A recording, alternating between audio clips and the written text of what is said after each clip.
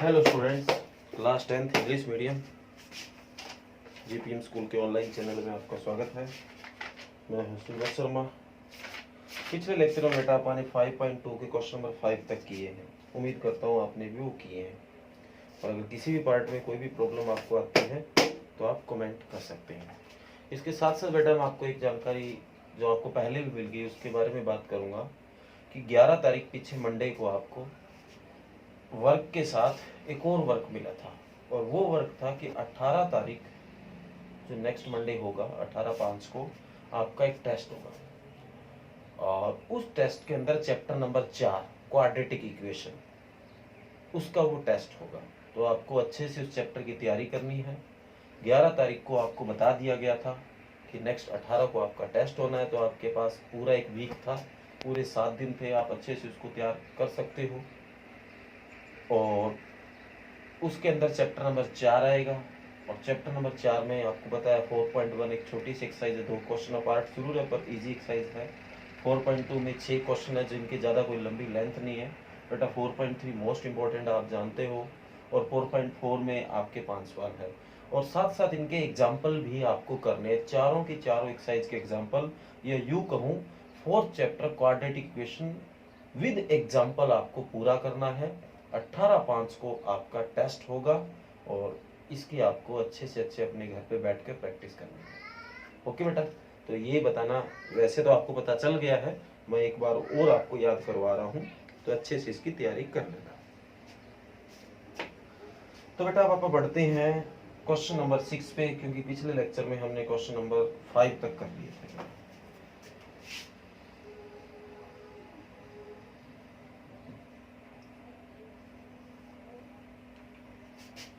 देखो question number 6 क्या कहता है, check whether -150 is a term of a AP. बेटा एक कोई एपी दे रखी है आपको 11, 8, 5, 2 डैश डैश, और पूछा गया है कि -150 इसकी कौन सी टर्म है, तो वो क्या है वो हमें चेक करने वाला है। तो यहाँ कहीं -150 कहीं ना कहीं तो आएगा।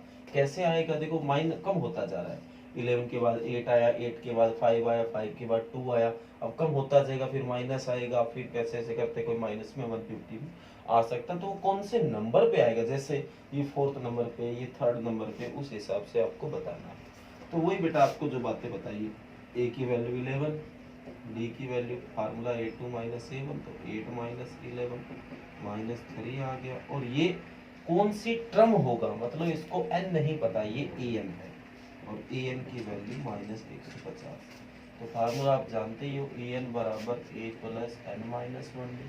तो जो जो वैल्यू है पुट कीजिए, an -150, ये आपका 11, n - 1, और d की जगह -3। तो प्लस का 11 इधर आके माइनस कर देगा, n - 1 मल्टी -3, तो ये -161 हो गया, और ये डिवाइड में -3 आएगा, is equal to n - 1 minus से माइनस कट। बेटा इसको इससे डिवाइड करते हैं अपन, तो 3 × 1 = 3, 3 × 5 = 16, 1 बचेगा 11, तो 3 × 3 = 9, 2 बच गया, पॉइंट लगाना पड़ेगा 20, 6 पे जाएगा, आगे भी चलता जाएगा, तो 53.6 इज इक्वल टू n - 1। तो माइनस का इधर आके क्या हो जाएगा, plus, is equal to n is equal to क्या आ गया 54.6।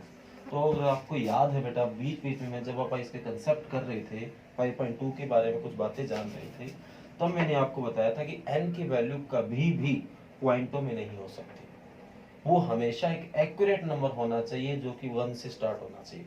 कम से कम 1 होगा, 1 के आगे प्लस में कहीं तक जा सकता है, पर कोई भी पॉइंट वाला नंबर नहीं होना चाहिए। तो ये जो n आया है वो गलत आया है, मतलब इस तरह का कोई n होता ही नहीं। तो इसका मतलब इस सीरीज में कहीं भी -150 नहीं आएगा। तो ये आपका क्वेश्चन इस हिसाब से है। तो अपन लिख देंगे the value of n is not exist. ये जो n की वैल्यू है वो एग्जिस्ट नहीं करती है, बस।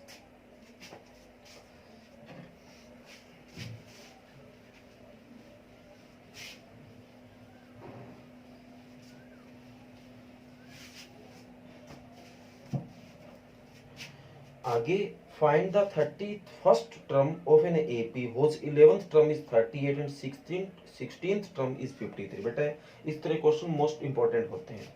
इसने पूछा है किसी एपी की 31st मतलब 31वीं टर्म निकाल के लाओ।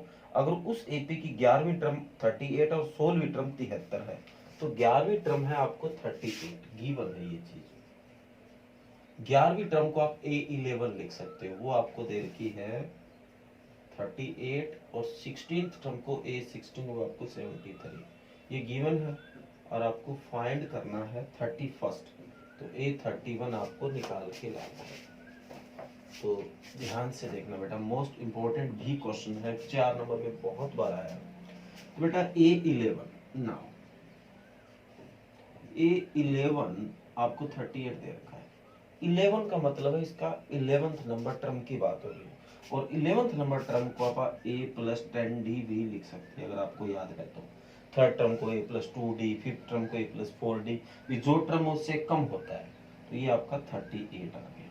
ठीक है, इक्वेशन नंबर फर्स्ट। एंड जो 16th टर्म है वो आपको दे रखी है 73, तो इसको मैं क्या लिख सकता हूँ, A+15D is equal to 73, equation number 2। या दो इक्वेशनों को सोल्व करना आपको सिखाया हुआ है, तो सोल्व करें तो सब्ट्रैक्ट करने से ही काम चल जाएगा, क्योंकि ए और एक जैसा ऑलरेडी। एलिमिनेशन मेथड लगा रहा हूँ, माइनस माइनस माइनस, ए से ए कट, 10D में से 15D गया -5D, और 38 में से 73 जाएगा, तो बचेगा माइनस का 35। ठीक है, माइनस से माइनस कट, तो d इज इक्वल टू 35/5, तो d इज इक्वल टू कितना आ गया 7। तो आगे the value of d put in 1, equation number 1 में कर दो, 2 में कर दो, मर्जी है आपकी। तो A+10D, d की जगह 7 इज इक्वल टू 38, तो ये 70 इज इक्वल टू 38, और प्लस का 70 इधर आके किसका हो जाएगा, माइनस का, ये क्या बचेगा माइनस का 32। लो भी ए निकल गया। अब हमें निकालना है A31। अब आप बताओ, अगर मैं 11th टर्म को A+10D लिख सकता हूँ, 16th को A+15D लिख सकता हूँ, तो A31 को क्या लिख सकता हूँ, A+30D। तो अब आगे आप जानते हो A की वैल्यू -32, 30 इंटू D की वैल्यू 7, तो -32 प्लस 210, तो ये माइनस करेंगे तो 178 आपका आंसर आ जाएगा। तो बेटा मोस्ट इम्पोर्टेंट क्वेश्चन है, ध्यान से आपको करना है, तो उम्मीद करता हूँ आपको समझ भी आया है।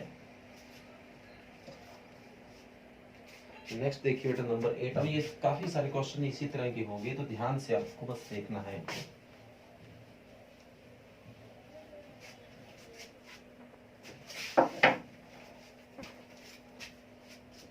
बोला गया an AP consists of 50th term and which third term is 12 and the last term is 106, find the 29th term। Almost इसके जैसा क्वेश्चन बोला गया, किसी एपी में 50 टर्म है और उसकी तीसरी टर्म 12 है और लास्ट टर्म 106 है, तो 29वीं टर्म आपको निकाल के रखनी है। थर्ड टर्म आपको 12 दे रखी है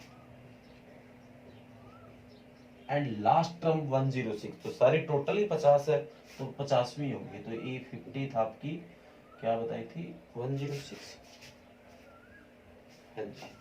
106 आपको गिवन है। तो अब आगे वही काम, A3 को आप क्या लिख सकते हो, A+2D इज इक्वल टू 12, और 50th को A+19D is equal to 106। Equation 1 equation 2 के आगे सोल्व करना आता है आपको, सोल्व करोगे तो क्या निकलेगा A और D। आगे पूछा 29th टर्म, तो इसको क्या लिख सकते हो A+28D, और कैसे सोल्व होता है आप जानते हो।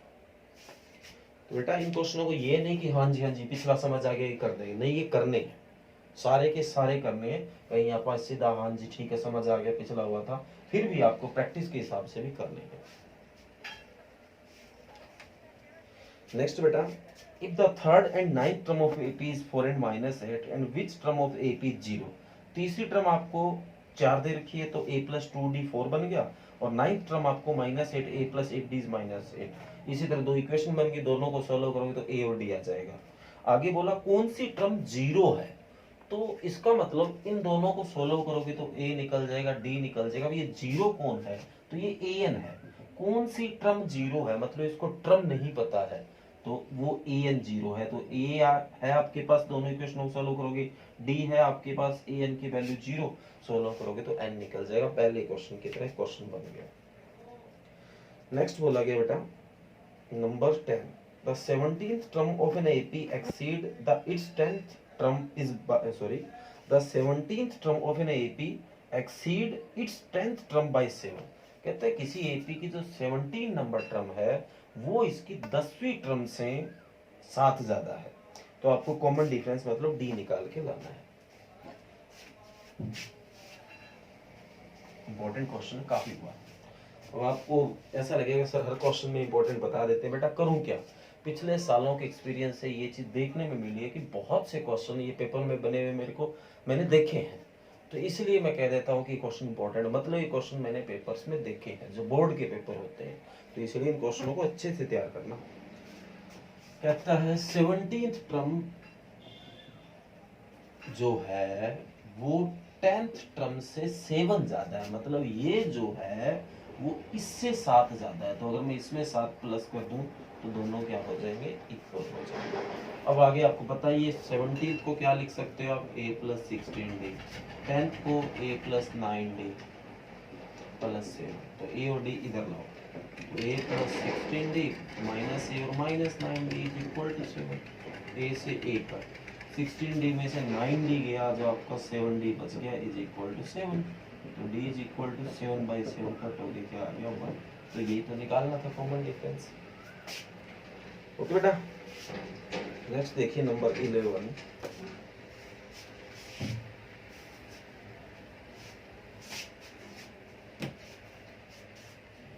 नंबर 11 कहता है which term of an AP 3, 15, 27, 39, ये एपी आपको दे रखी है, will be 132 more than it's 54th term.